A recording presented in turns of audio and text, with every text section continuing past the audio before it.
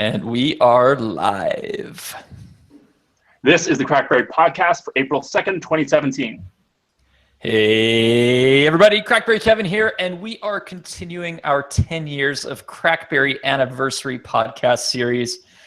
We've actually been getting into a pretty good rhythm with it, recording Sunday evenings. So we're going to try to keep this up until we fail. But so far, so good. So on this episode, lots to talk about. Since last week, it's been a big BlackBerry, as in BBRY, week. It was their earnings report on Friday for Q4 2017. So lots of headlines around that and lots of just BlackBerry, John Chen related things happening. So we will talk quite a bit about that at the start. During his Q&A, what's it called? Earnings report call? I think that's the word I'm looking for. He dropped some news, which was kind of unexpected, I think, probably to BlackBerry Mobile. So we're going to talk about that as well. If you're a hardcore CrackBerry follower, you'll know what that's all about. We have, of course, CrackBerry things to talk about. And the voice you heard at the start was none other than the very tall Simon Sage. Hi, buddy. He is here, and I'm excited because when we brought back our anniversary podcast series, the whole thing we were going to do is do a bunch of looking back episodes to the good old days of BlackBerry, which I feel like are truly in full swing again, because we have some chaos, we have some craziness, we have a lot of passionate BlackBerry fans in the community right now. So Simon, we're definitely going to spend some time with you, hearing where you came from and how did you get so tall. It's really the question everybody wants to address. And you have gone hands-on with the Key One a couple times now, because you've been at the Toronto and New York meetups. Yeah, no, it's a super exciting device. People are pumped for it. So we'll definitely talk about that later on. Cool. Of course, we have Blaze, editor-in-chief of CrackBerry.com. My boss. Yeah. Looking pretty boss tonight, I must say, as well. Yeah, I got my 10th anniversary CrackBerry shirt on. Yes. And I am Kevin Mitchell at CrackBerry Kevin, founder of CrackBerry.com. So, Blaze, why don't we let you pick where we want to start today?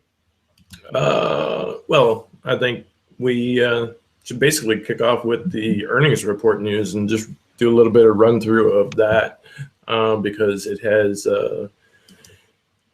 aside from it being one of the top portions of the news this week, it was actually an interesting earnings report, and it was kind of basically the first earnings report that John Chen had to do that didn't necessarily, or shouldn't have necessarily, revolved around devices, but still managed to make its way to be able to go ahead and discuss a ton of devices at the same time. BlackBerry, basically, they beat their earnings expectations, which is always nice. Most people count BlackBerry out from the beginning when they start making their expectations, but it's arguable whether or not Wall Street's expectations are where they should be. But in the end, BlackBerry closed out the week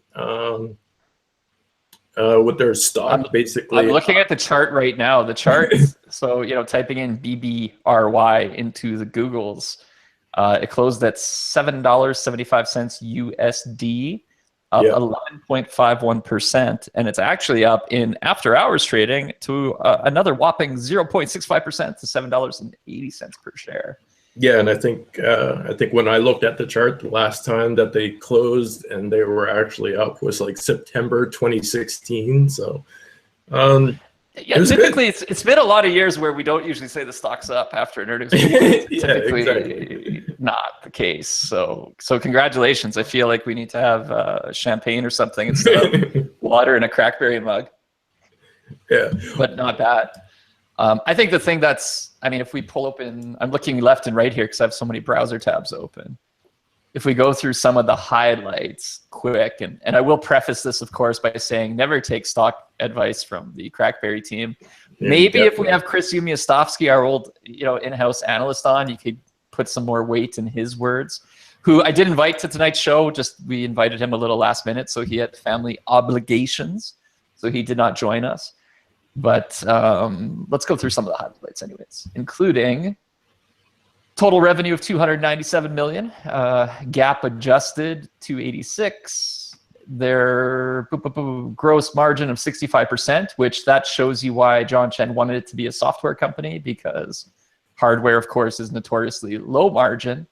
So in this case, they can, you know, make less revenue happen, but have more profits because it's just less expensive. You know, software is kind of like producing drugs, right? It's the first one that's really, really expensive, and then after that, the cost per pill or the cost per license is pretty non-existent because it's cheap to produce a lot more of it after that. Earnings adjusted, so earnings before interest, taxes, depreciation, amortization of 42 million, positive for a 13th consecutive quarter, which is pretty huge. And I guess the interesting thing here is total cash balance increased by 89 million to 1.7 billion at the end of fiscal fourth quarter. And I think that's a big thing to think about because, you know, the fear with BlackBerry, if we go back a couple of years ago, and I'm probably getting the numbers, I won't remember them, but, you know, when John Chen came in and Torsten Heinz left, I want to say they had 2 or 3 billion cash in the bank. Wasn't it around that number? Yeah, it was around there. And, you know, and that was the big thing, I think, with John coming in, was he kind of said, look, you know, and even Prem Watts at the time, right, when they're making kind of their big corporate-y moves, it was a matter of BlackBerry's balance sheet's in good shape, and we're sitting on a whack load of cash that'll allow us to do a lot of things. And of course, you know, even if it's a whack load of cash, when you have thousands of employees and global operations, and you're doing things like manufacturing hardware, you can burn through a lot of cash really quickly. So in this case, to have, you know, the balance sheet growing, the cash growing, you know, it shows that it basically buys them lots of time to continue doing their maneuvers. And, you know, it's also money in the bank to do things like acquisitions, which are often, you know, part stock, part cash, that kind of thing. And if you look at their acquisition of Good Technologies, I think that's one of those things that's actually helped them. And I think last week we talked about it, where I'm starting to see a lot of iPhones out there showing me the BlackBerry Enterprise, you know, software login, which was via the Good Technologies acquisition. So I think we could say, you know, that transition for John is starting to show its fruits a little bit after a lot of quarters of them saying, keep waiting, keep waiting, keep waiting. It's coming, things are good, but maybe people not necessarily believing it. And now I think you're starting to see, okay, there's a stability here going forward, and some excitement, because obviously, you know, hardware has a path forward that many of us are excited about through licensee partners, and BlackBerry still has its engine running on the software front. I apologize that I didn't do that justice like Chris Unistovsky would have, so we need to get him back on the show soon.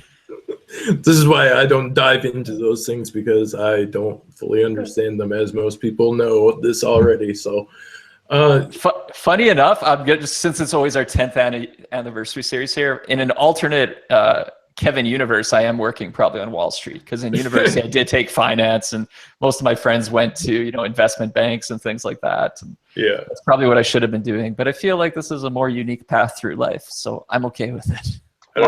Exactly.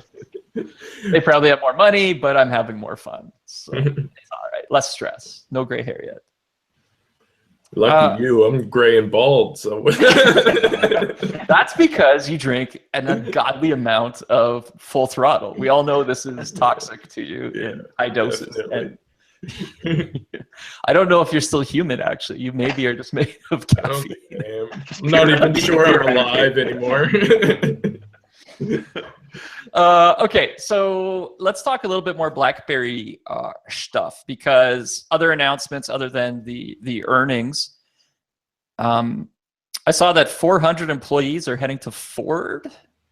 Yeah, 400 basically BlackBerry employees are headed in that direction, which was pretty clear. Like, John Chen wanted to make clear that they weren't QNX employees, because when the announcement was made, there was a lot of questions raised about whether or not those employees were going to be taking away from the QNX department and the automotive and everything there. But BlackBerry cleared that up and said that, hey, you know, they're not QNX employees or anything like that. They are you know, basically former BlackBerry employees, or will be former BlackBerry employees, that are familiar with the QNX operating system and they will be transitioned to Ford to be able to go ahead and work on their connected car expansion. The employees themselves will be situated across Ottawa, Waterloo, and Oakville, as well as North Carolina and Florida. So it's one of those things where Ford has a huge focus on the connected car market, and obviously BlackBerry is very invested in that market as well. And they're building off of their previous relationship with the integration of Sync 3, QNX, and Microsoft basically working to go ahead and, or Ford and QNX going to get together to make the Sync 3 system. Microsoft is the system that they ditched to replace it with QNX. That was my mistake. But yeah, overall, it's an interesting move to keep employees invested and everything along those lines. Basically, the outcome for it was that it's a win-win situation for both companies as well as the employees. So. I think what was interesting while you're speaking employee numbers, so this week they kind of gave an update and said right now BlackBerry's at about 4,000 employees. Yeah. And 1,000 new were hired, throughout 2016. Yeah. I'm sure a lot on the enterprise software sales side as they, trim down other parts of the companies. So, still a lot of people globally. I'm curious where they're all, living these days. I mean, obviously, back when it was BlackBerry, full steam ahead. I'm trying to think how many employees they peaked out at. I want to say it was close to 14,000, or were they ever higher than 15? I don't think they were higher than 15, but they hovered around 14,000, which is a pretty high number. Yeah. And a lot of that, of course, being in Waterloo, Ontario, their hometown. I mean, they had people all over the place, but on some of our Waterloo trips, I think Simon, we were both there and did some of the tours where they owned like 20 some buildings in town, and then they built 4 more huge like office buildings. I think it was like BlackBerry ABCD or something, basically like its own big office park. And I think most of those are not in use anymore. I think. I mean, I'm sure the Rim Knock and a lot of those buildings are still kicking around. But I don't know what the total Waterloo base is. So I'm just curious myself. Like, I just don't know the answer where everybody is geographically spread. The one thing that I find interesting about the automotive thing is that, like, I guess I'm kind of surprised that BlackBerry has 400 automotive employees that don't work at QNX and not necessarily in Ottawa, right? Like, where else do they have automotive people? Are they in Waterloo mostly, or what? Well, what have they been working on, if not QNX stuff? Right. Simon, your audio is a little bit choppy, so I might need you to turn down your camera bandwidth or quit downloading things in the background. I don't know. I mean, sorry to interrupt our listeners, and our person our amazing editor who works on the audio feed can remove everything I'm saying right now. We love you. Here, Simon, try again quick, just before we keep going. I'm just shutting down some tabs here. Okay, yeah, shut down all the things that aren't essential, and Blaze and I'll keep talking. But agreed. I think a lot of us are thinking, like, it's easy to think, okay, office buildings and everybody is, in Waterloo or Ottawa, where QNX was headquartered. But obviously, they hire a lot of people all over the place. And but good to see, and gives us some insight into the size of the company right now. So one thing, end of day Friday, I don't think we actually posted this on CrackBerry yet. John Chen even took to LinkedIn to post an article, which I have open in front of me here. It's not too long, so I'm thinking I should just read it since we didn't cover it, because the headline is quite attention-getting, and you guys can guess the answer before I read the essay. The question is, what do BlackBerry and Tom and Jerry have in common?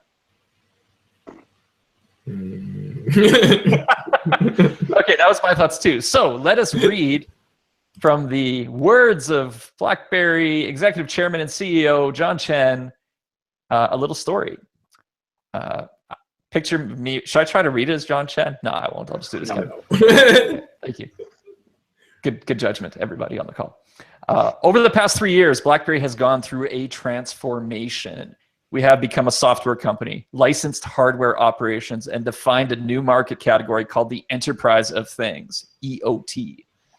EOT is a relatively new term to most people, so I will provide some context. In most industries, the enterprise market is bigger than the consumer market. The Internet of Things is no exception. IDC valued spend on IoT in 2016 at $737 billion, with most of that spend occurring in enterprise. That is why when it comes to things, BlackBerry is focused on enterprise. We call this the EOT market, and it is a market that we are uniquely qualified to address and are leaders in today. For EOT to be successful, security is a must-have component. It is the baseline, without which EOT will falter. No ifs, no buts. It is a market that requires security as an unequivocal standard. The stakes are high. Last year's cybercrime cost the global economy $450 billion, and over 2 billion personal records were stolen. Whew, deep breath. Gartner expects that 25% of enterprise security attacks will be because of connected things by 2020, affecting the company that is comprised and any individuals whose data is involved. Having said that, the question that is most often asked about connected things is whether a securely connected world is really possible. A securely connected EOT is possible, and BlackBerry is already demonstrating how. At BlackBerry, security has been our #1 priority from day one. With that comes over 30 years of security heritage, security built into our chipsets, a large and growing portfolio of security IP, recognition by industry experts as being leaders in security, the trust of all the G7 and 15 of the G20 governments who use BlackBerry software, and that is to name just a few proof points of how we make security our DNA. There is more. Whilst there's much conversation on the topic of cybersecurity, there is no agreed framework of what good looks like. At BlackBerry, we are defining what the cybersecurity standard is. Without this construct, market adoption of connected things will be unlikely to grow as forecast, as business and individuals will be increasingly guarded about their privacy and data security. Wow, this scrolled way quicker than I'm reading it, huh? There are, of course, other unknowns associated with the proliferation of connected things. Security is not the only question.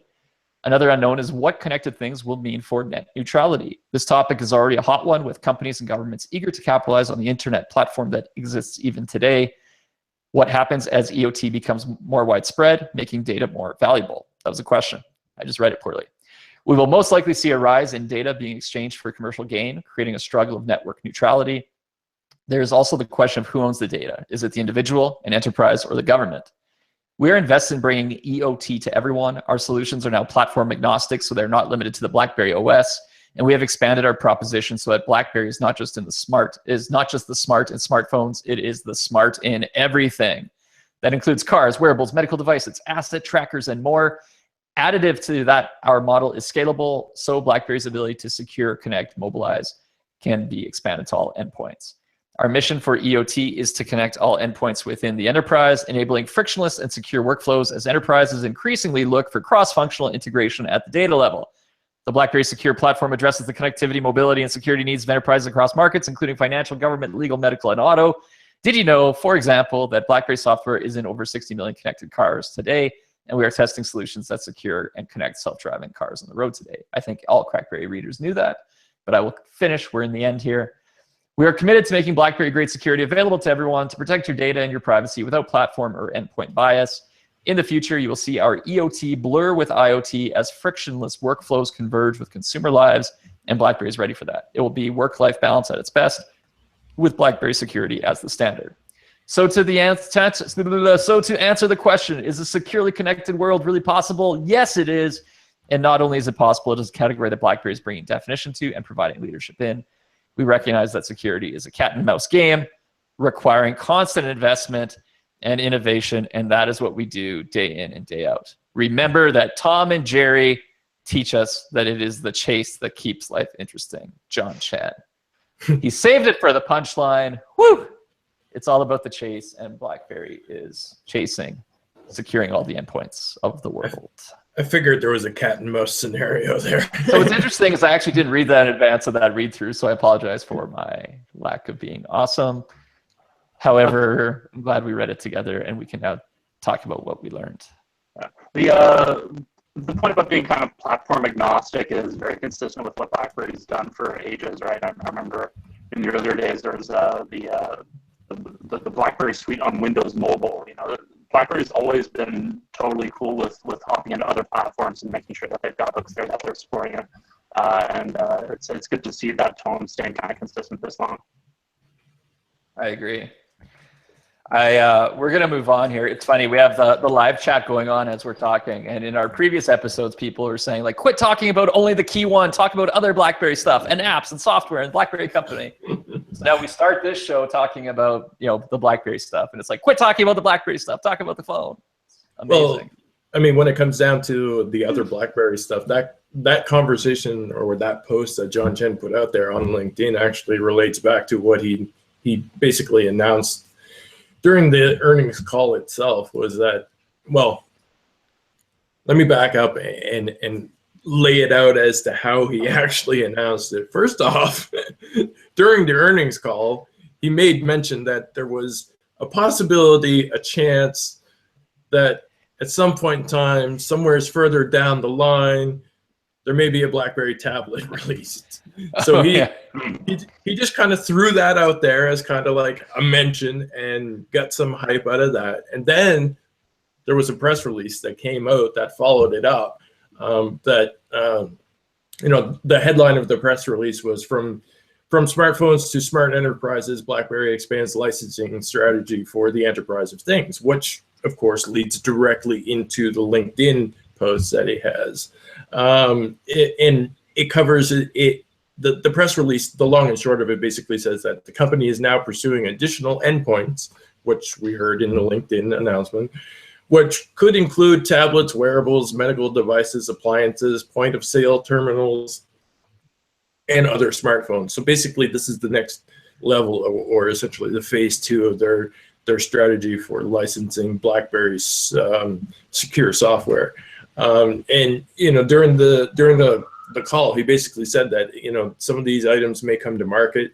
They'll be marketed as BlackBerry secured. But the tablet mention is, of course, obviously the thing that got the majority of people hyped on CrackBerry. And the guy in the actual Q&A section of that as well, there was they did a follow-up. He had to go back and make a second comment on it because so many people were like, well, why did you mention this tablet? Is it going to be another Playbook 2? What's the scenario with what's the scenario with the tablet? So during the call, his first mention was, we are now expanding the next phase of our licensing program. This will focus on a broader set of endpoints. What this might mean, and I make no promise, is that you may soon see a BlackBerry tablet, and it will also extend to co-branded handsets and IoT and EOT devices. But then he had to make a follow-up comment because the Q&A session that he had, that basically, that everybody wanted to know, is it going to be a BlackBerry Playbook 2 scenario? No, it's not going to be a Playbook 2 scenario. He wants nothing to do with the actual hardware. His main concern is with the branding of it being co-branded device, such as the Samsung Secu tablet that they have out there.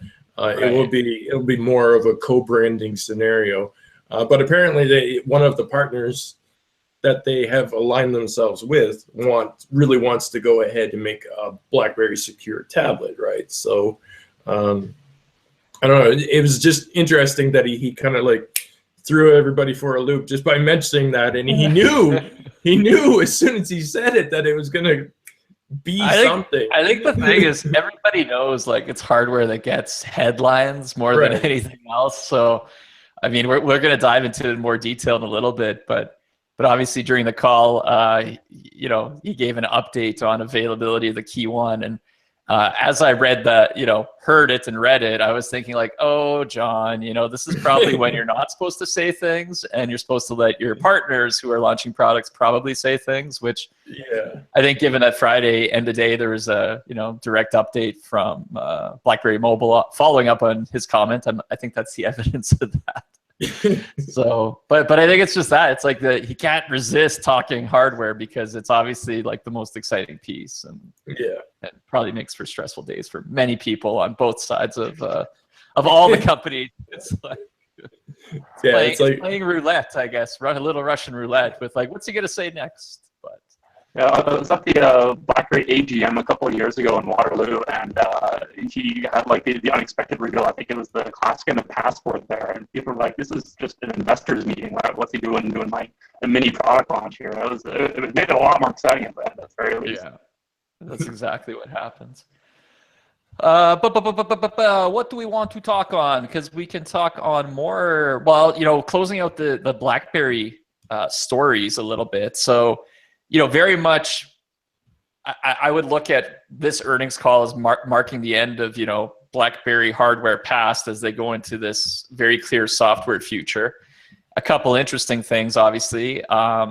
So one, we made an announcement on CrackBerry informally in the forums earlier last week and official on April 1st, April Fool's Day, but this was no joke, that BlackBerry has now shut down their support community forums and redirected them to, drumroll please, to crackberry.com.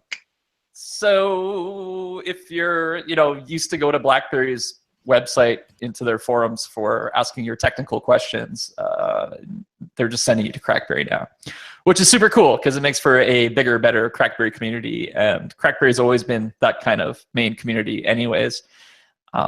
I remember when those support forums started, and I was like, why are they doing this? Why are they wasting their time? They already got this. Like, CrackBerry owns this space. But it's nice to see that we are still valued, and as part of their transition, obviously they're shedding their relationship to hardware. So I guess you could say, it's in the comments here. CrackBerry is now I think we can. I don't know. I think we could call it the official support forum for BlackBerry smartphones. Yeah, that sounds fancy. Seems that way. Yeah, we need to put that. Maybe I'll put that in the footer of the website. We're due for we're working on actually a little CrackBerry updated redesign. So maybe I'll be like, we are an official community support partner, occasional marketing partner to BlackBerry, blah, blah, blah. Sounds good.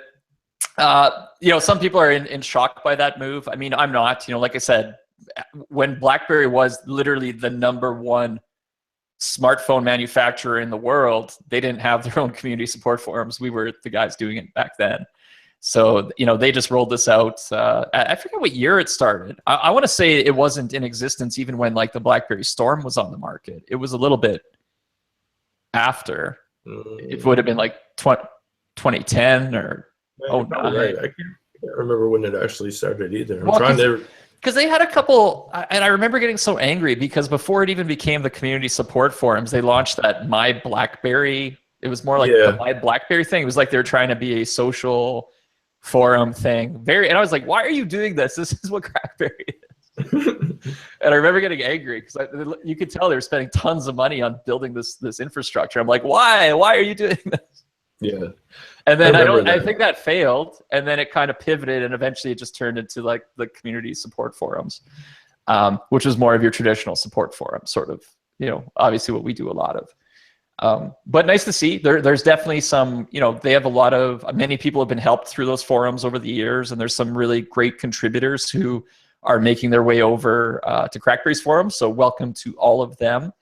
And yeah, it's kind of cool. You go to BlackBerry's website and there's just or to the support section of their website where the forums were. And now there's a nice message sending people to us, which maybe I'll go to. And since I'm reading so much stuff today, I'll quote myself. That'll be fun, right? Or is that a totally douchey thing to do? You can pull it off. It's fine.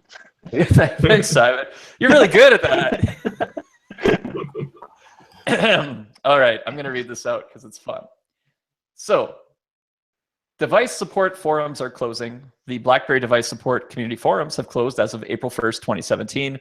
BlackBerry remains committed to providing excellent customer support to our customers.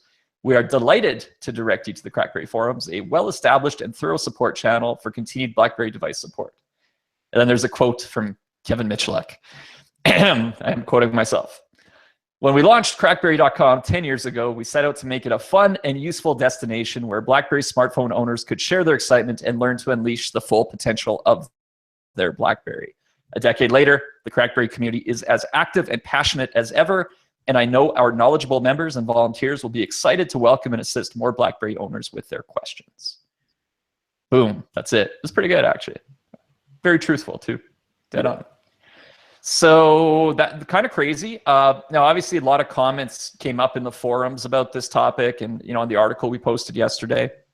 I think what was interesting is there's still people asking, like, does this mean BlackBerry 10 is there's not going to be any more BlackBerry 10 phones? Is it end of life, et cetera, et cetera? I mean, Blaze, you follow it even more closely than me, but is there any other answer there than it's over? I don't think so. Okay. I mean, the only thing left is like they're going to continue pushing out updates, but if you're going to expect a new BlackBerry 10 device at some point in time, you should probably not expect that in any sort of way. Buy up all the ones you can right now. Right. That's, make the use of what it is and love it for what it is. Don't love it for what it could have been. Roger. That's deep. That's super deep. Editor-in-chief for a reason, I'll tell you that much. Boom. Okay, so any other BlackBerry news? I think they had, before we move on to like BlackBerry mobile news, we'll segment things off. Can I show you guys something funny? Sure. This is the note I keep in front of my monitor. Maybe this is the title for this podcast, actually, because we always have You talk too much?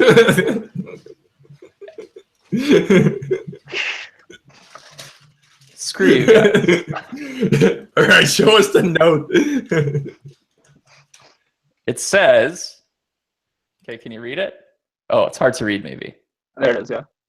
It says, don't say like, or stuff, or .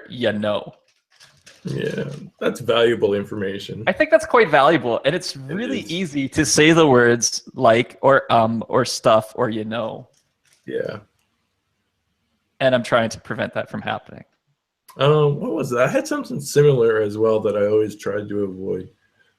I can't remember what it is now, but as a Canadian, you would think it should say "don't say a," but I killed that from my vocabulary many years ago. That's a stupid stereotype, anyways. Honestly, I've met. I know a lot of people who say it. So. Yeah, but I say it sometimes. Sure. I've met more Americans who say "a" than anything else, more than what I would. Well, I think part of it comes down to where you're from too, because there's words that replace a. Like I think Adam Zeiss used to say quite a bit, and I say quite a bit. Yeah. It's just you can substitute it directly in for the word a if you want to, But when I look down, that's me yelling at myself. This is a complete derailment of the conversation, but that's okay. No, I had something similar that I always wanted to, that I never said as well, but I can't remember what it is now, because basically if you say it, whatever it was, if you say it, then it basically led you to think that you weren't telling the truth previously. I'm trying to think of what it was now. I can't remember. I'll come up with it, but it's weird. Anyways, moving on. BlackBerry had the last piece of direct BlackBerry news that we had. BlackBerry pushed out their app updates. So basically the apps that are consistent on all your BlackBerry Android devices got updated. Calendar, contacts, detect, all that stuff. But one of the key highlights out of that actual push was the BlackBerry Productivity tab. Most people, if you use, I find that the BlackBerry Productivity tab is one of those things where you either use it and you love it, or you don't and you disabled it and turned it off. But the Productivity tab is basically the tab that shows up on BlackBerry Android devices. Allows you to swipe over. That essentially got a whole brand new look and new features. The new features that they added are actually really kind of cool, because it's kind of like the BlackBerry 10 scenario where you can quick triage all of the notifications. So if you have like an email come in, you can tap the reply button directly from the BlackBerry Productivity tab. You can tap the delete button, whatever the case may be. All your calendar and event stuff shows up there. And basically, it's a nice overhaul that some people saw on the BlackBerry Key 1, but kind of questioned whether or not that was going to be something that was specific to the Key 1. Well, now we know it's not specific to the Key 1, because BlackBerry rolled it out to all of the other devices. So that is currently available on the Google Play Store. So if you haven't haven't downloaded that or downloaded any of the other updates, make sure that you get them downloaded. Of course, there's also the possibility that you may not necessarily like it, in which case, if you don't like it, then don't download the update because it's gonna totally change how the productivity tab looks for you. So, to be honest, Blaze, I feel like you're holding your own on this podcast. And was "to be honest" the phrase you were saying? Yes, that's it. Don't ever say "to be honest" because then other people think that you're lying all the time. Like, why would you? Yeah. To be fully honest, yeah, that makes sense. Yeah, I'm always partially like, to be honest, for once. Right. See. Well, that's a good habit to catch yourself on. Right. I think I'm going to make a context of a future podcast episode, and if you count up the number of times I say like or stuff or then you can just email me the exact count. And if it works out to be true based off the transcript, we can offer a prize, and then a dollar per occurrence, and that way it'll stop dead. Oh, wow. I'm not actually saying that's happening. I'm just brainstorming out loud right now. I paid $500 in ums and ahs. Do you remember? Oh my God! Since this is still in the vein of our 10 years anniversary series, looking back podcast. Just expect random looking back memories to come up. Do you remember when we came up with the phrase "Blaze is a fang banger"? And we told yes, and then the emails kept coming. Occasionally, I still get one of these "Blaze is a fang banger" emails. Oh man, this was in what, season 1 or season 2 of True Blood, the vampire show? Yeah, I think that's what it was. You're also responsible for my parody account now that I have somebody. Oh, that's right. I did introduce you as Sir Blaze. Oh, missed opportunity. Joining us today, Sir Blaze, newly knighted BlackBerry Service Award winner. Did you walk around with a little bit better? Actually, here's the question. Since we're on video, did you know Game of Thrones, where they always walk with their hands like this on their hips everywhere? Because of royalty. Did you walk like that all week? Because I think you should have. I think you should literally just walk with your hands on your hips and just constantly be like, do. Who are you? I was a little bit prouder that week and put a little bit more effort into all of the work that I did that was BlackBerry related. So what's the difference between Blaze and Sir Blaze? The answer is less typos. Totally. Spell check. Fantastic.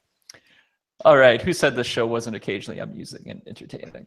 Also on the BlackBerry front, since we've been talking quite a bit about John Chen, so John Chen's going to be back on CrackBerry's website with a little blog post, not this week, but week after next, to announce the winners of a giveaway we're currently running for 10 lifetime enterprises, 10 free lifetime licenses for BBM Enterprise. A little bit different. They reached out to us from the office of the CEO, wanting to do something for the CrackBerry community in honor of our 10 years of CrackBerrying it up. And obviously they don't want to give away BlackBerry smartphones because they are a software company now. So that is what we are trying, is to give away some enterprise licenses or some consumer licenses for BBM Enterprise. Blaze, tell me more about BBM Enterprise. What are people actually winning here? Basically, you get a lifetime subscription to BBM Enterprise, which is the secure messaging system provided by BlackBerry through BBM. It allows you to, have your BBM conversations more secure than essentially. So are you telling me BBM itself is not secure, and if I'm a drug dealer, I should be paying the licensing fees for BBM Enterprise? This is CrackBerry, after all. I'm not saying exactly that, but I am saying if you are a drug dealer, to be honest, if you are a drug dealer, you should probably be on BBM Enterprise. Let's go through all of the professions that people should be. This is how you market BBM Enterprise, by the way. So I can't wait. You're just Googling, you're just browsing the internet one day, and all of a sudden hey now, I'm watching the comments. Michelle just called me a crack dealer. That is not true. I am a CrackBerry dealer. That is very inappropriate. Jeez. BBM Enterprise. So I would think if you're a thief, drug dealer. That's a terrible relation, Kevin. Okay, so we should just stop all the. Okay, moving on. So we are doing a contest right now. We are now the official BlackBerry support forums for BlackBerry, which is awesome. Good choice on their part. The end. Should we move on to the elephant in the room conversation? Yeah, might as well. Okay. So during the earnings call, which I didn't listen to because I woke, it's so early in the morning. Why did they used to do them in the evening at like 5:30 p.m. And now that they do them at 8 a.m. Eastern, which is 7 a.m. for me, that's when I hit the gym. So I'm like, Blaze, you got this. But I feel like I should have listened to it because there was some entertainment. It was obviously entertaining. During the Q&A, he basically said, well, BlackBerry Key 1, blah, blah, blah, blah, blah. I think it's going to start, going into, or it'll be mass production end of April and start shipping in May, which, going back to Mobile World Congress, during the announcements there, which I was on stage for, some of it, they basically said, end of April, be expecting to start seeing it ship. So a bit of a delay, the exact time frame not exactly, given, but it created much immediate, questions and reactions and craziness within the CrackBerry community. I can definitely say that much. So at the end of the day, on the BlackBerry Mobile, as in Steve, everybody knows Steve Sestouli, who joined us for the first CrackBerry Anniversary podcast, president of TCT Mobile US, which is the North American arm of TCL, aka BlackBerry Mobile, as it pertains to Key 1. He took to Twitter with a series of, 6 tweets to add a little clarity. So tweet 1. Actually, Simon, why don't you read it since Kevin talks too much, Blaze? Do you have it open in front of you, or Blaze, do you do? I'm just going to shut up. I can bring it up. One sec. I can read the first tweet while you bring it up. First tweet, taking a moment to clear up some information regarding our BlackBerry Mobile Key 1 launch that was shared this morning. Yeah, I got it here. Okay. Response to our global unveiling of Q1 has been overwhelmingly positive, and we're very humbled by this excitement. This excitement from the BlackBerry community has been so tremendous, it is exceeding our initial supply. Yeah, so lots of hype.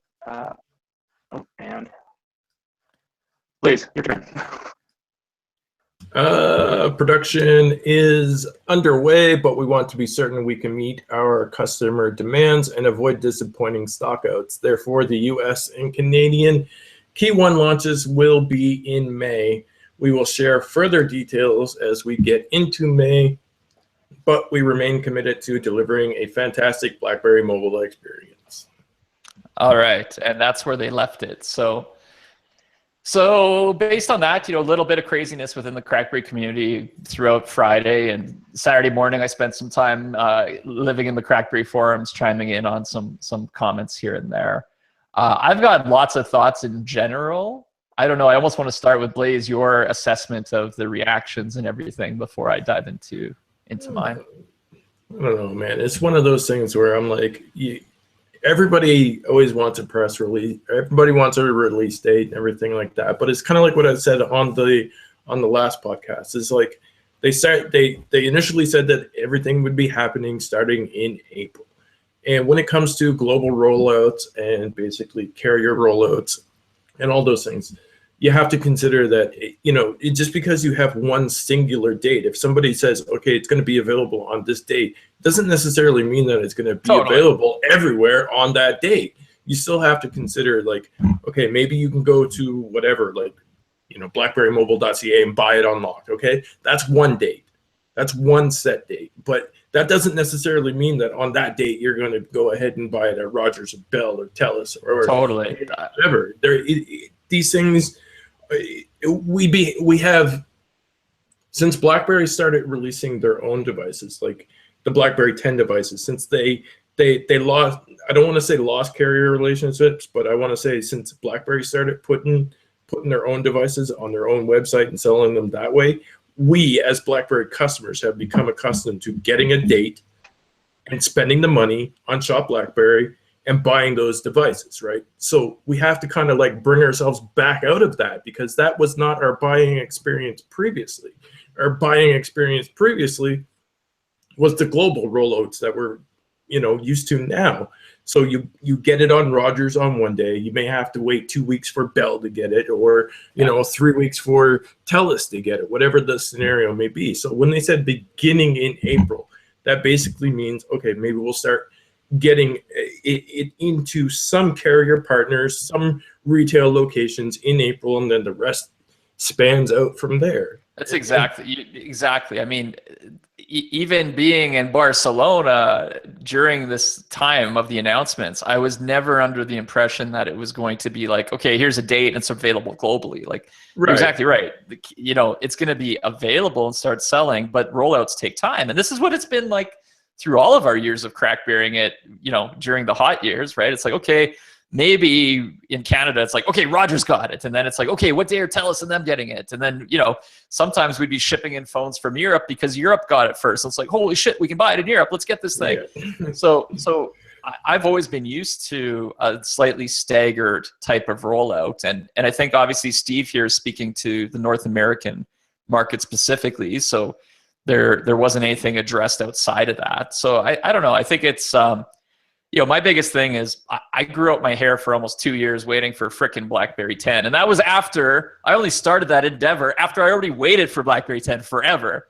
So I'm like, when did we get so frickin' impatient? I mean, this is like, what are we talking about here? We're talking about weeks now, not years. And we're not talking months and months and months. So I'm like, everybody's got to chillax just a little bit. And I understand. Here's my thing is, I'm excited to see so many people worked up about it because what I would be really concerned about is like if nobody gave it that announcement happened, like meh, whatever. So the fact that everybody's worked up, I look at it as a fantastic signal because that means there's people who obviously want the phone. Yeah, they care. And they care. I think probably when I see comments, and I think this is the interesting piece too, is I look at it as the difference between when the community and individuals leave like a comment. Typically a comment is short, right? It's like, okay, I have a couple sentences coming off the top of my brain and it's either going to be positive or negative. So when something like this happens, you see like, okay, people tend to go negative because why wouldn't you? I mean, sooner is always better. And then because people are only committing to a couple of sentences, it's fairly fierce, right? It's like, boom, horrible, same old BlackBerry, blah, blah, blah, nothing's changed. And I'm like, okay, get it. But I'm like, take that thought further from a comment and write an essay on this. And I have a feeling if you actually said, okay, I'm going to write 1,000 words about why I'm angry right now, by the time you get to the end of it, you're probably pretty like, okay, I get it, even keel sort of thing. And I mean, that's the process I always go through on anything that happens like this, because this is part of what we do for years and years is you get over the impulse and you draw it out to a conclusion.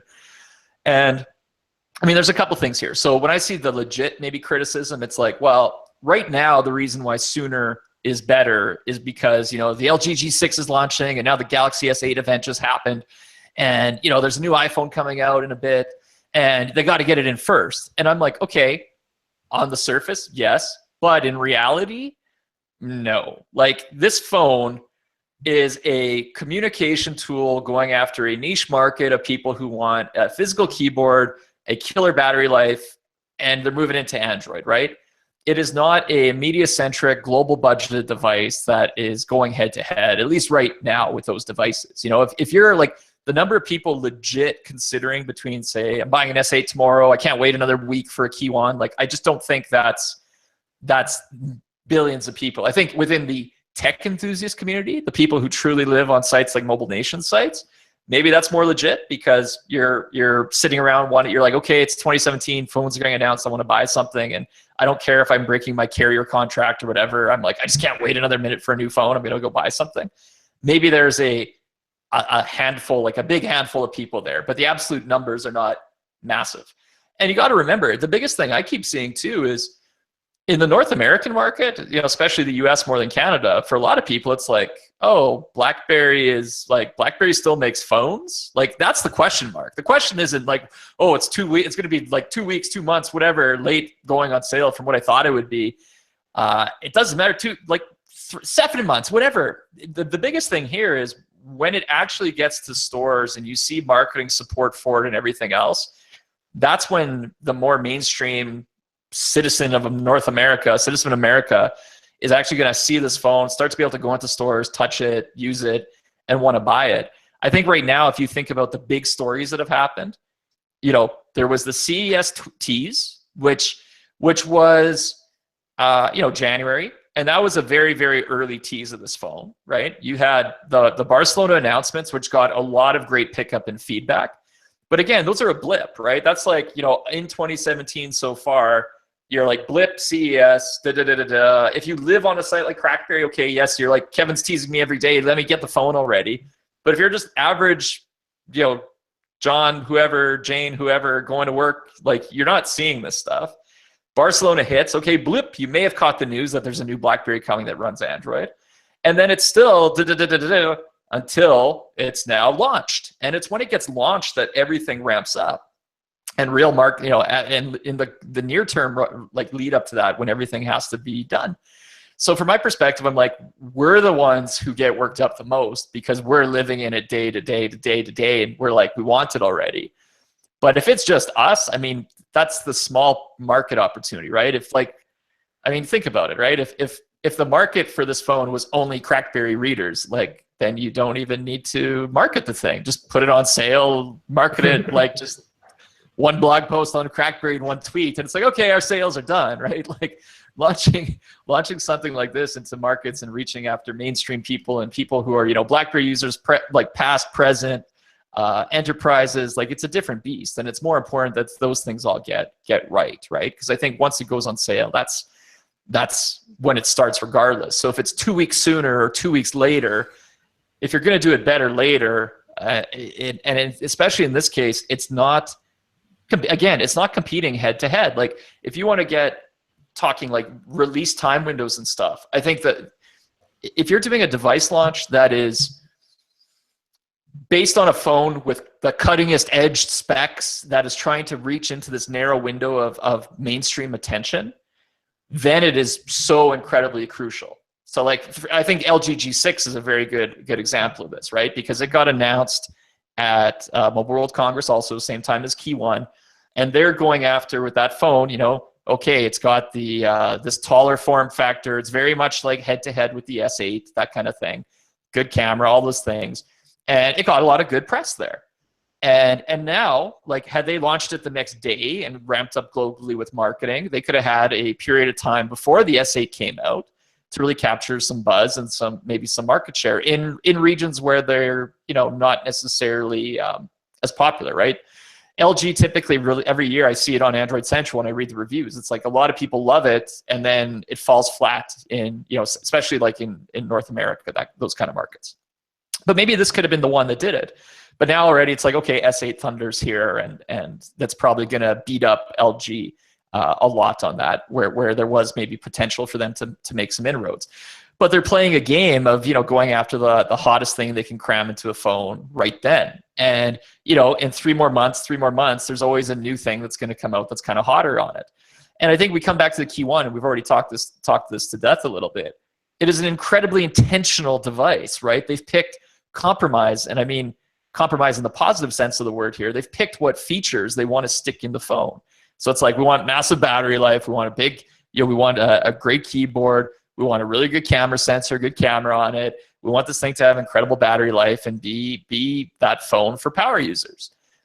None of these other phones are doing that, right? So if this phone comes out a little later, I'm like, yes, maybe there's some tech enthusiasts who are going to be ticked off, or like, you know what, I'm buying the S8 because it's here sooner or whatever, and I can't wait that extra month.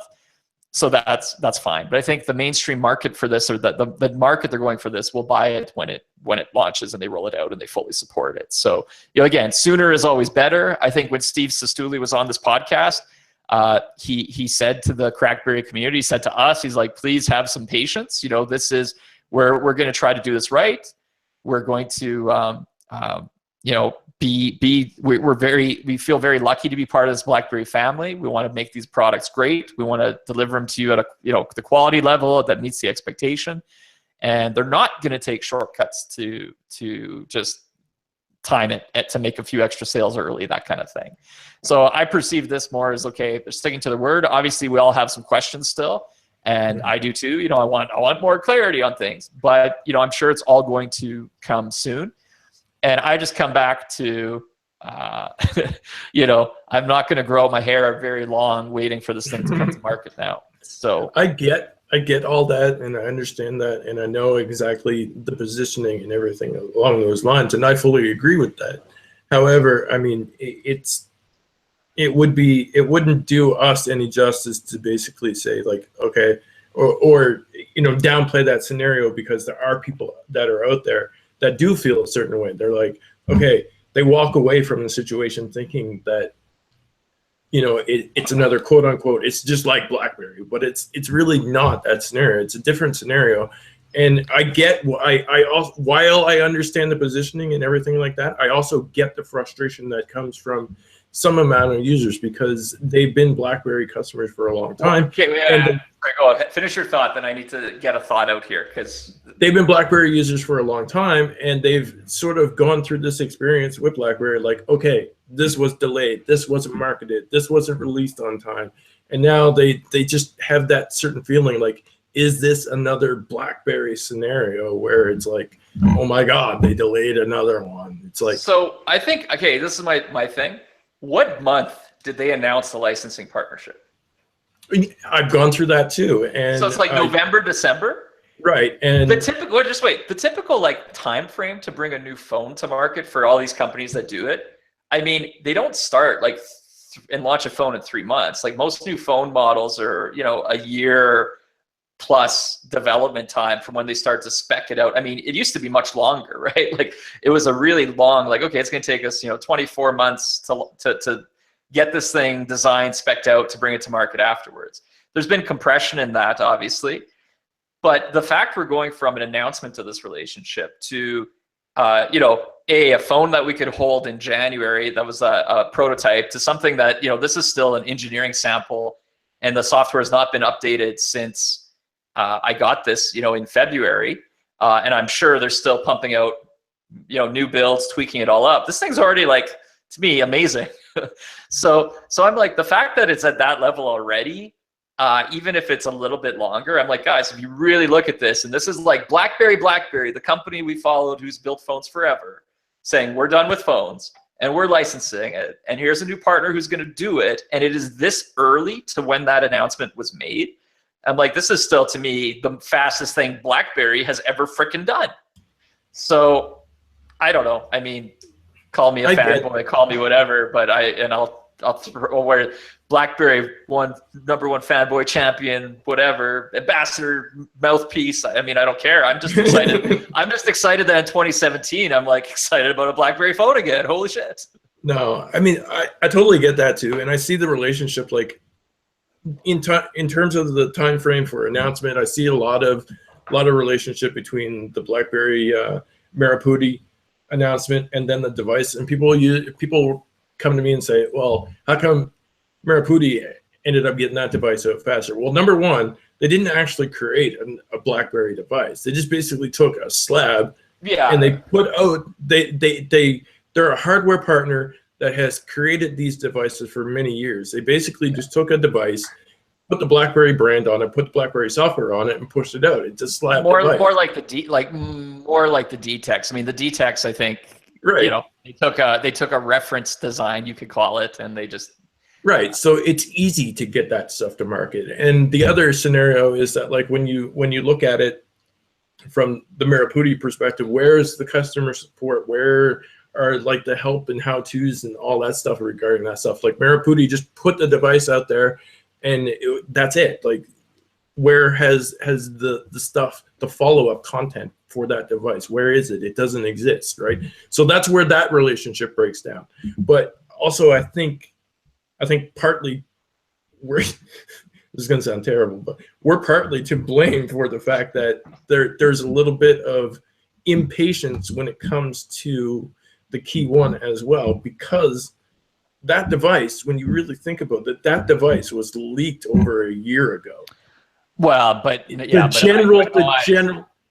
general design of it, the general landscape of it was leaked over a year ago. But obviously, it was shelved for a while and took some time. They announced new partners, new people picked it up. They did the redesign, all that stuff. But I think that's part. Well, I think it was like cut. I mean, I think, you know, BlackBerry at some point may have had an intention to polish up and launch, and then it was just like cut. And then the agreement happened. It's like, wow, we can get a head start here with this. And this is the opportunity. And I'm super glad they did, because I think it's a fantastic form factor, right? Yeah, exactly. And this is the opportunity to go ahead and clear some of that up, like alleviate some of the impatience. Like, you have to realize that device wasn't necessarily in play for that amount of time, right? It moved through stages, and it was eventually picked up and revamped and relooked at and reassociated and everything along those lines to be able to get to where we are now. So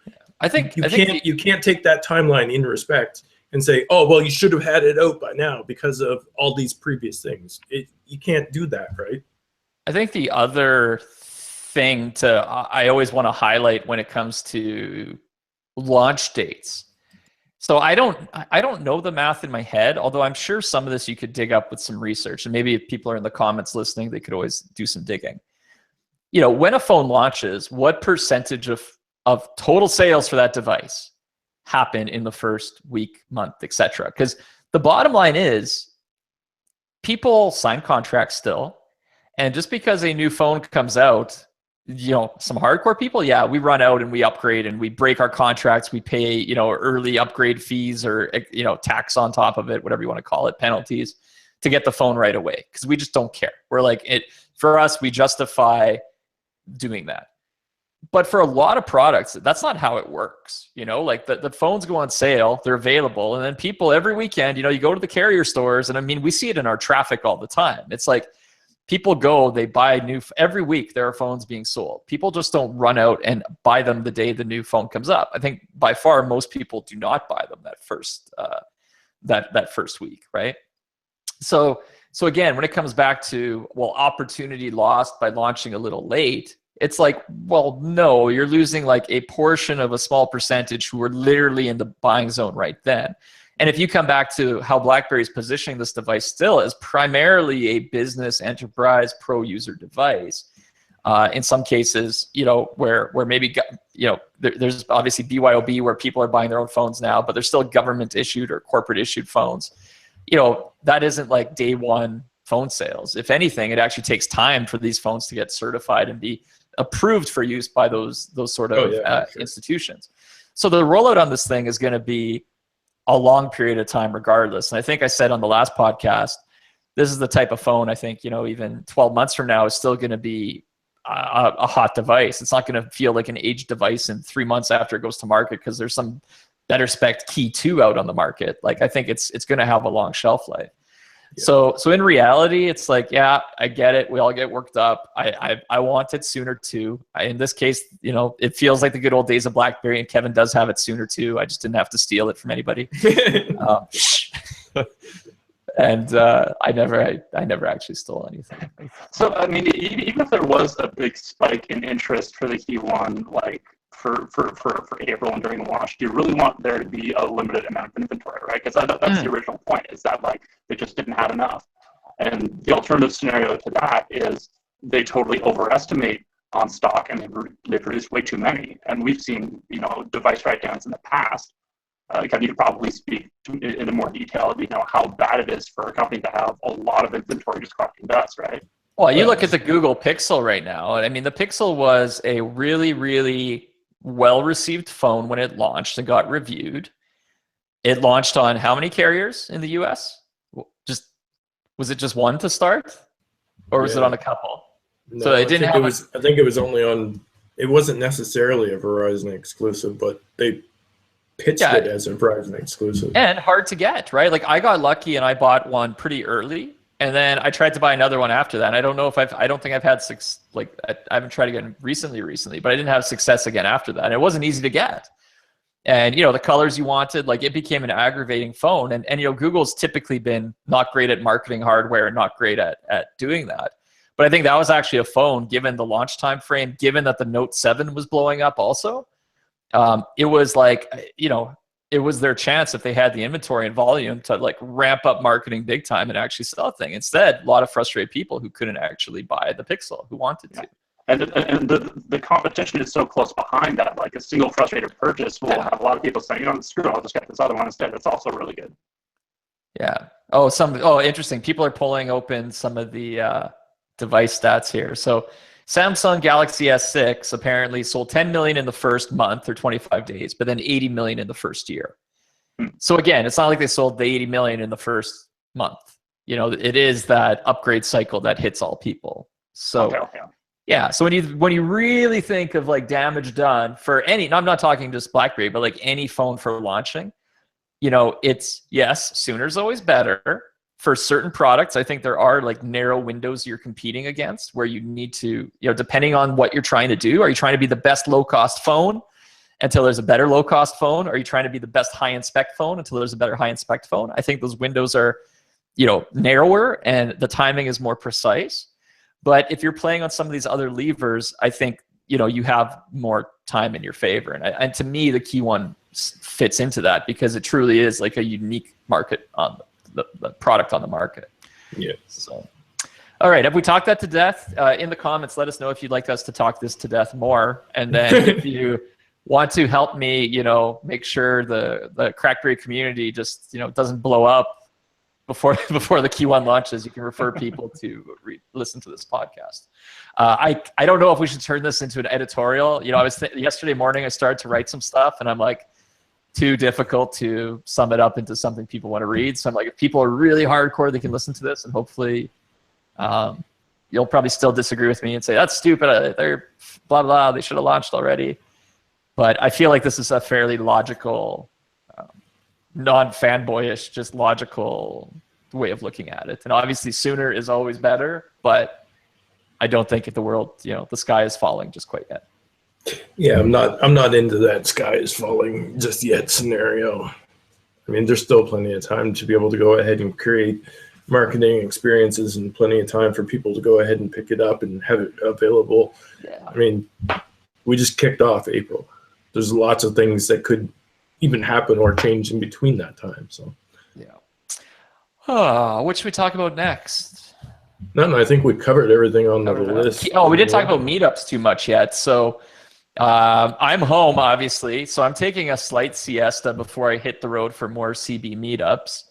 I'm, one, home for a little rest because I was like living out of a suitcase for the better part of 6 weeks. Which damaged my body. Possibly was, you know, no, it wasn't relationship damaging, but I do have some husband and real life responsibilities I'm going to attend to the next little bit here before I hit the road quite as crazily again. Though, so I'm trying to brainstorm. This is a good, you know, if you're listening to this and, you know, leave comments on the article, or if you're listening to this live right now. So what I'm trying to figure out is how to do more CrackBerry meetups kind of everywhere throughout the year. And obviously, like for me, it's a little bit stressful, time consuming, expensive to like fly city to city to city. So I still want to hit as many cities as I can between, you know, this pre-launch, launch, post-launch phase. Like to me, the thing I've realized doing these is, you know, even if the key one was launched a month ago, I'm having so much fun at these these meetups. I think we should just try to do them in as many cities as we can, because I think it's just awesome for the BlackBerry community. And, you know, given that even now, like, it's been years since BlackBerry has done like BlackBerry World or BlackBerry Developer Conference, I feel like these meetups are that chance for like people in a city who even, you know, beyond just being BlackBerry fans, like, but are just in that space to come out and have a fun time. So I think what I want to do, and tell me if this seems crazy, is, you know, right now I've been only announcing like meetup dates, but I upgraded our meetup.com account to the pro version so I can do like way more locations. And I'm thinking I'll just create meetups in tons of cities in like North America, maybe some in even Europe and that, like do London and Berlin, Paris, places like that. Just get people to sign up, and then we'll see how many people are in each city who sign up before I like announce, I'm going here, sign up for next week. And the thing is, once you see that, then that'll actually help me kind of prioritize, because we can sort of see like how many people would want to come to a meetup. And then I can create a meetup after that and try to figure this out. Or if it's just too crazy to manage, like somebody mentioned, please do a meetup in Sydney, Australia. That would be amazing, but it might be hard for me to get there and expensive for me to get there. But maybe there's a hardcore member such as Fawad Bilgrami, who just suggested this, who's just suggested this in the Hangout comments. Maybe I could find like a local representative in that city who could help like be the person on the ground to run like a CrackBerry meetup there. And, you know, Michelle, our meetup master, no, I need a better name for her than that. She's the mistress of meetups. No, that doesn't sound proper anyway. She's the mom of me. She's amazing is what she is. You know, she can always put together the meetup in a box type of like swag pack, because we've discovered there's really two things you need for, actually three things you need for a CrackBerry meetup. One, you need the step and repeat that has like the CrackBerry Key One logo behind you, so you can take like photos to post to social and that. Two, you need CrackBerry coasters and napkins. And as long as you have those three things, you can run a meetup. So I'm like, well, if we can figure this out, we could like blanket tons of meetups, like tons of cities, and then just make it happen. So I think that's cool. Somebody in the comments just suggested a Hangouts meetup, and I'm like, we could do that, but meetups, Google Hangouts meetups have a cap of, I think, 25 or 35 people, and it doesn't fit. Humans don't communicate 35 people to 35 people at once, right? The thing about getting together in a room for an evening is like, you know, you have a group of 3 or 4 people and another group, and people rotate through, and everybody's chatting all night, but everybody's always chatting. If you have 30 people in a room, it's impossible. It just doesn't work. There's also no genuine emotional attachment. Yeah. I have meetings with Kevin every Monday or whatever. It's like, why would I want to spend, you know, however long on a Hangout? It's no. I mean, it's cool. It's cool. I can hang out with people on a meetup, but it's not for that kind of scenario. You know what I mean? Yeah. So I feel, yeah, exactly. I feel like there's a solution here that potentially could work. Now, timing of it is obviously, you know, we'll have to see, because right now somebody in the comments said, send me a key one and I'll host a meetup. I'm like, yeah, of course you will. But that's still a hard thing to get a hold of at the moment. But I'm thinking that through. So I think that's maybe a good idea. Damn, I just said I think it's a good idea. Let me PayPal $5, Kevin. I think it's a good idea. Pause. Let us see if it can work. I think it's a good approach, though.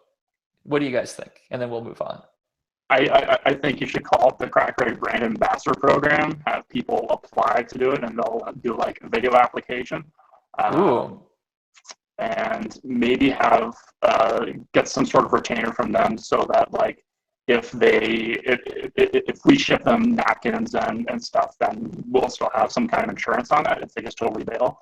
But we can also get feedback from the community, like how was this event run? Is this guy good? That's kind of the main thing, right? Because like we'd be sending resources out to someone we don't necessarily know personally. It's a little risky for us, but I think on the whole, I like the idea a lot. There was someone at the Toronto meetup actually who was saying like, do we have like a meetup group for, you know, just, you know, getting in touch with the people we met here? I'm like, no, we don't. Well, we should. Yeah, and I think what's super cool is even for like using that meetup platform that we've been using just to coordinate these things, you know, you can add more hosts to a meetup. So for example, like Kevin, you know, I can still put myself as a host on every single one of these meetups we create. But then once we have our ambassador or CrackBerry booster or, you know, whoever, city ambassador, I just said it again.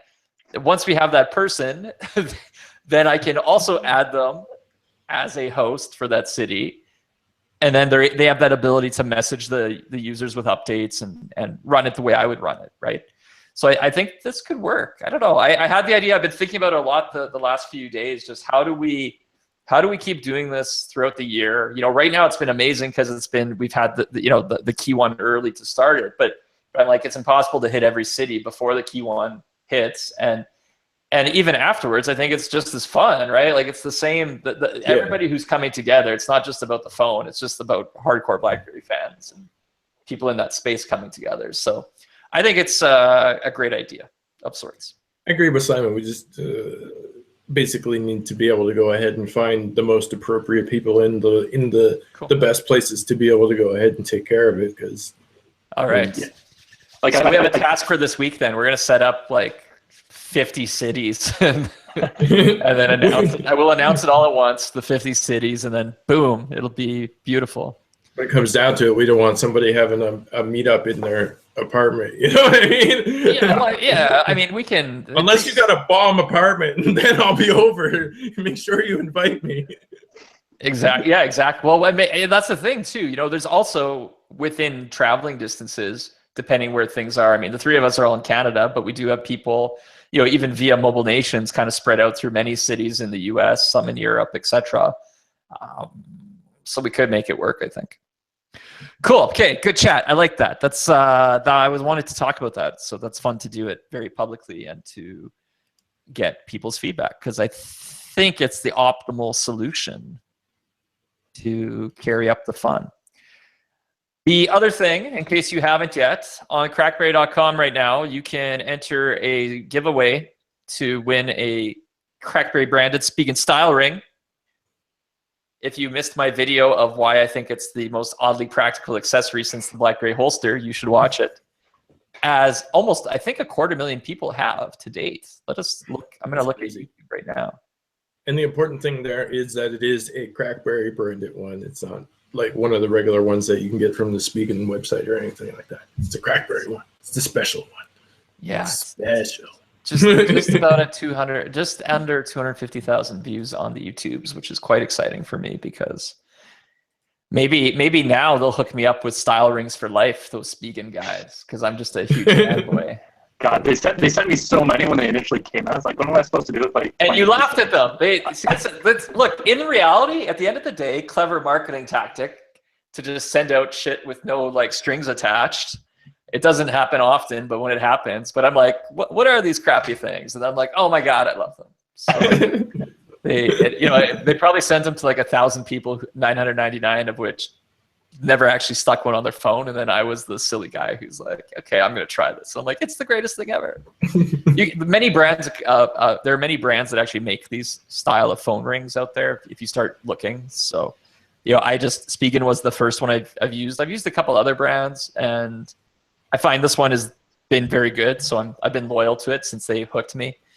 But obviously you can find different ones at different price points. I should note though, the one you win, the CrackBerry branded one, unfortunately it does not come with the hook in the back for your car dashboard, which I didn't really realize, because I already had a dashboard hook from another style ring I had.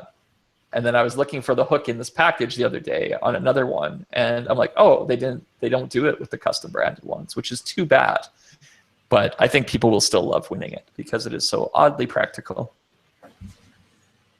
In other news, on Android Central 2, I announced the winner on April 1st of a IOU from CrackBerry Kevin for a free BlackBerry Key 1. So that giveaway is officially over. The winner was username Jeffrey TZ. So that is done. So if you entered, thank you for entering. If you didn't win, I apologize. It is CrackBerry though, and Mobile Nations, and we like giving stuff away. So if you just keep tuning in, there are probably more things to win just around the corner. And the good news is, if it does take slightly longer for the Key 1 to hit the market than people were thinking, that's more time to win free ones. So maybe we should just add like a giveaway a week or something until it hits. Let me run the numbers on the craziness there, but that could be pretty fun actually. Well, that's kind of what you've been doing anyways, because you've been giving them out at meetups too. At meetups, I mean, that's true. Not weekly, but you know. Maybe we should do a chance to win one each week between now and the launch. That's fun. But then we should be like, but if you enter, you can't go around and be like crazy complaining about stuff. I try to do this with my wife anytime I do something stupid, is I try to buy out of the doghouse. It doesn't actually work, but it never stops me from trying. And I feel just like, It was really funny, you know, all of February, like the CrackBerry 10th anniversary stuff. I was like so excited, and I'm like, oh my god, CrackBerry is amazing! It's changed so much. It's fun, fun, fun, fun, fun. And then, you know, the last 48 hours, I'm like, it's so angry right now. Come back to being fun, fun, fun. So Right. Yeah. selfishly and personally, I'm just like, please make it like happy, because it's more fun for me on the site when I'm reading through things.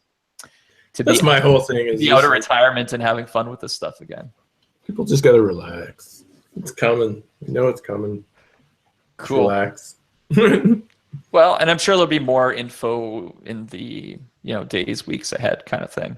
It's again, it's not growing our hair out for 2 years. I mean, we know how to have patience, at least a little bit. All right, should we wind it down? Simon, we didn't talk. Your microphone's holding up now. I think so. Hope so. Am I right? Yeah, let's wind down with a little bit of you know, Simon Sage. Obviously, you've been around longer than even Blaze, I think, in the BlackBerry blogging sphere. Yeah. I used to read Simon on one of his sites that I'm sure we'll talk about soon. I used to read Simon too, and I'm like, man, this guy doesn't have any grammatical errors or typos. He's making my stuff feel so crappy. The funny thing is that when I read CrackBerry, because like I wrote for a site called BlackBerry Cool, I started up around the same time CrackBerry did 10 years ago, as of March actually. And I'd read CrackBerry and it's like, God damn, Kevin's writing is awful, but it's so much more popular than our blog. What am I doing wrong? That's amazing. Yeah, I mean, you've told me that story before. You're like, Kevin's such a horrible writer. Why does everybody want to read it? But I mean, it's so yeah, like I went to all the same shows as Kevin since I started blogging. So the Wes, BlackBerry, DEFCON, yeah, and yeah, I mean, so it's been a lot of fun, kind of being at least, you know, tangentially a part of the BlackBerry story all of this time. You know, CrackBerry's been very much a 10 post for the whole thing, and outlasting a lot of other BlackBerry people. I want to know, Simon, because obviously, you know, I first saw you on BlackBerry Cool, which was, you know, a competitor site to CrackBerry back in the early days, and then you went from there to into mobile for a while, yep. And I think that's where Mobile Nations poached you from at some point. I think. Correct. Yes. So I think it was like 6 years ago, as of January. Yeah. So how did you actually start with BlackBerry Cool blogging? Like what was your first BlackBerry? When did you get one? I got one for that job. I didn't even own a cell phone before writing there. So they put one in my hands, and it's like the first one was like an 8720, I think. I think that was like the last one with the click wheel. And yeah, no, it was a bit of a crash course because I was basically running the site solo for a long time. But I kind of got to play with every BlackBerry for about 1.5 years there, and then into mobile. That was maybe 2 or 3 years. I was still kind of the main BlackBerry guy there. What's your favorite BlackBerry ever? Ooh, probably the 9000. I think the Bold 9000 still holds a special place in my heart. It was super classy. Surprisingly good external speakers and great keyboard. That they kind of kept that design language for generations after. That was probably top of the list. Sweet, same. See, I feel like that's how you know people have been around the block, right? Yeah. When the 9000. I mean, I did that video in February saying the same thing. Like, favorite BlackBerry of all time, clearly the Bold 9000. It was the Pimp Daddy phone. That's awesome. It's the one with Wi-Fi, 3G, and GPS all in one room. You didn't have to buy a separate device for Wi-Fi. I love it. In the comments, Michelle has said, Bold 9000 is always the right answer. It's true. You will always make friends with that answer. So the next question becomes, I feel like I'm interviewing you. This is fun. Sure. BlackBerry Key 1, you were at the Toronto meetup, the impromptu CrackBerry meetup in Toronto, and you also came to the very classy New York meetup just last week, the other 2 weeks ago, just under 2 weeks ago. So you've had a little bit of hands-on time with the Key 1. Initial impressions and everything else. I mean, just physically super comfortable. That's really important to me. The last BlackBerry that I spent a lot of time with was the Passport, and it always kind of got me how like the bottom corners dug into your palms as you typed, and the proportions of the keyboard weren't quite where I wanted them to be. and the key one fixes all of that. Really ergonomical on the bottom. The keys are good size and high enough. You got 4 rows.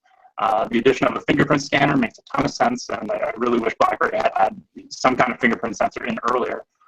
So that's super important to me. Good build quality, and I think kind of a unique design language too. You can always tell BlackBerry to BlackBerry. There are a lot of similar cues, and on the one hand, there's still a lot there that's like familiar. It's like, oh yeah, this is definitely BlackBerry keyboard, but TCL, I feel, is bringing a lot of their own experience and their own sensibilities to the design there too. That's like, oh, this isn't really something BlackBerry would typically do. I think like the kind of rounded corners and the cylindrical build there, it's very distinct. I think the around the camera too, you've got that ring, that kind of buffer area. That's also a kind of design element you wouldn't typically see in a BlackBerry. So, yeah, very fresh. Sweet. No, that's cool, and we'll have to do an Ottawa hangout since that's where you're, or meetup since that's where you're based out of. That'll be your trifecta. Yeah, for sure. And I mean, there's BlackBerry people here too. We were talking earlier about QNX. They're based out of here, so definitely a lot of BlackBerry people here in Ottawa. I anticipate the turnout will be pretty good. Cool. Well, we'll have you on more podcasts as long as you fix your audio. So I don't know, between your upgrade your home internet plan and or buy new headphones or something, because something is out of whack. So weird. Okay, we'll troubleshoot. I appreciate everybody's patience today for Simon. He has so many good things to say, even if they are slightly garbled. Me and Michelle were like having a little conversation on the side. It's like, I feel bad because Simon has so many great things to say, but it's like when he talks, it's like, no. I'm excited because, I think with the Key One, obviously, again, I've said it before, right? We had CrackBerry kind of in maintenance mode the last little while, but I think this is going to be a fun one. So, I'm ramping up on content more, and I think Simon will. So within the Mona team, the broader Mobile Nations team, we have a few real strong personalities who can help contribute and have that passion. So Simon Sage back in the mix, Kevin back in the mix. We've had James in the mix, who's not here tonight, which was fun. We've had, there's Mark Lagace, who's one of our writers too. I think he's eager to get, he has the Priv right now that he's using, and he's been eager to get the Key One. And he's interesting because he never had any of the old Blackberries, right? So he came into BlackBerry starting with BlackBerry Android. As it adds an interesting perspective to our editorial mix. So I think it's going to be really cool. We'll have some fun on these shows, and we'll keep bringing back. We'll, Craig Johnston, I want him back on the show too, as we have fun 10 years of CrackBerry. We just need him to get his audio and video stuff fixed up, because I think the last 2 calls he's had issues. So we're slightly cursed. It's almost not alone. I can share the shame a little bit. Yeah. It hasn't been just you, but it's all good. I mean, we can blame Google on it, but I'm down with blaming Google, since that always seems to be the problem. Everybody generally has great internet. I'm still ticked off about that frickin', the live stream from Barcelona and Google crapping out on it. I was very angry. I mean, we got the replay up quick, but I was just like, I don't like it when things don't go according to my plan. And that did not go according to my plan, so I was angry. But according to the comments, Crackberians are the coolest complainers ever. So I think that should be the podcast title for this episode. What do you guys think? Sure. Why not? Crackberians are the coolest complainers ever, because I feel like that seems to be a consensus here today. Crackberians are the greatest complainers ever. You know what? Yeah, thanks.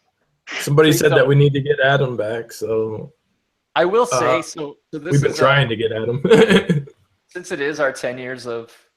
Actually, I don't know if I want to talk about this. Let me think if I want to talk about this. To be honest, I'm not sure I want to talk about this. Let's just say there was a time in my life where I had to give a statement, which was kind of like an interview that was about an hour long. And there was a stenographer in the room. Have I ever talked about this on a podcast before or not?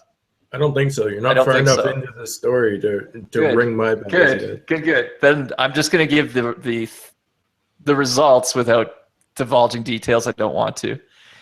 So a stenographer is the person who types really quick and like takes notes of every single thing you say so you can read the written record afterwards. So I gave my long thing, and a little while later, I was able to go read it. And it was the most embarrassing thing ever, because I think I speak normal English. I think I speak in complete sentences most of the time. And in this case, it was really embarrassing to read. And every other word was and, like, you know, like, you know. And then often I spoke in short sentences. So it was more like I speak 4 words, and then I sort of just stop, and then I speak another 4 words. And I'm not really speaking in complete sentences ever. And maybe I still am doing this on this podcast. I probably do. And nobody tells me, Kevin, you speak like an idiot. But when you read it back word for word with every pause, etc. Oh my God, it was embarrassing. My education failed me a little bit. But I don't know. Transcription services are really cheap. We can find out every single and ah from this podcast for relatively little. And transcripts are cheap. We could do that. I don't want to though. I just don't. I'm just gonna have my little sign. And CrackBerryans are the coolest complainers ever. That's it for this episode. We need to leave.